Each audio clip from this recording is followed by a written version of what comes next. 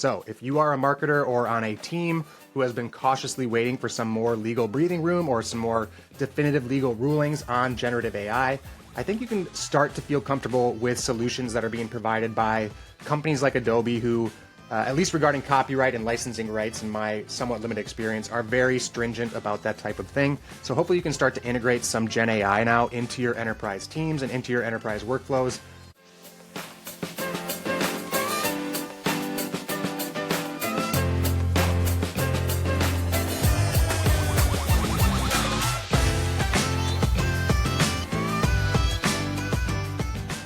Navigators, a bit of a bite-sized episode coming your way today, but our video generation journey continues with another video-focused episode of the AI Marketing Navigator. We are going to be talking about Adobe and their Firefly video model that has just begun its beta rollout. And we have actually talked about the Firefly suite of products from Adobe before, so this is an expansion of that suite of products. It did include image generation and the generation of vector files, and I believe we did talk about the news that a video generation model was coming in that earlier episode of the show, but this video model is officially being rolled out now as that expansion to the existing suite of products. The reason that this video model is such a big deal is because it is being sold as the first commercially safe video generation model. And if you have listened to the show before, then you are no stranger to all of the legal battles and all of the litigation that's going on right now between AI companies, particularly generative AI companies, but the big players as well, like OpenAI. And it's all based on the training of these models with potentially copyrighted and protected work. So like I said, there's a bunch of ongoing litigation between these companies, and the legality of using these models is very likely one of the primary barriers to them being used at an enterprise level here.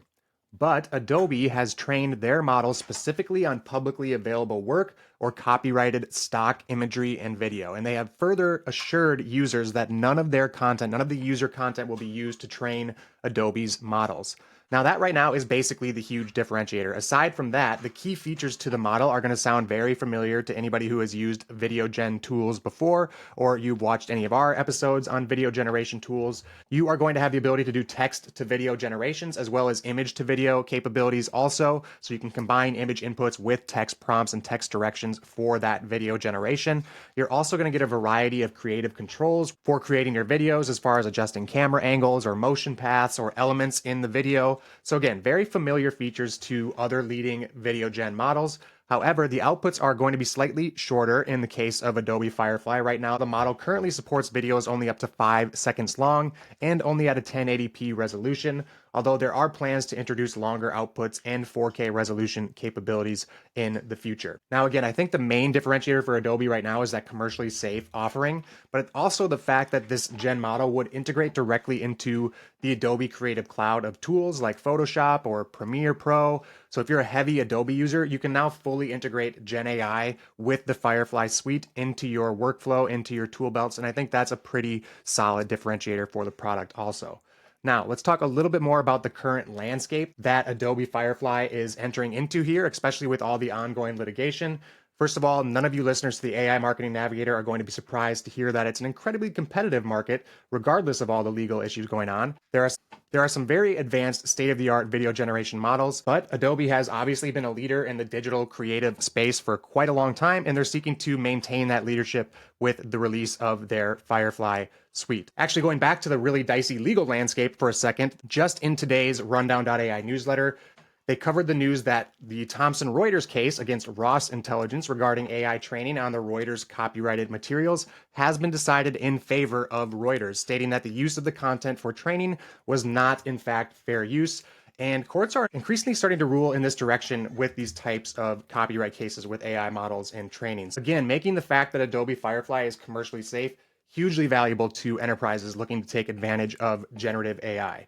Currently, OpenAI and Cohere, another AI company, are also facing lawsuits that could very much shape the way generative AI are handled legally and will very much affect the positioning of this legally safe or commercially safe Firefly model in the near future. So if you are a marketer or on a team who has been cautiously waiting for some more legal breathing room or some more definitive legal rulings on generative AI, I think you can start to feel comfortable with solutions that are being provided by companies like Adobe who, at least regarding copyright and licensing rights, in my somewhat limited experience, are very stringent about that type of thing. So hopefully you can start to integrate some Gen AI now into your enterprise teams and into your enterprise workflows.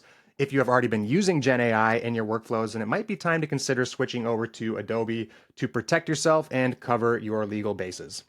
Okay, that does it for today's episode. If you enjoyed the show or found it useful in any way, please do me a favor and follow on Spotify or subscribe on your podcast platform of choice. A review on top of that would be even more appreciated, and it is by far the most helpful thing you could do for the show. Also, if you are watching on YouTube, make sure to hit that subscribe button and turn on all notifications so you get notified each day when our episode drops. Until then, and as always, thank you for joining me, and remember to stay curious, stay consistent, and keep navigating forward. Bye.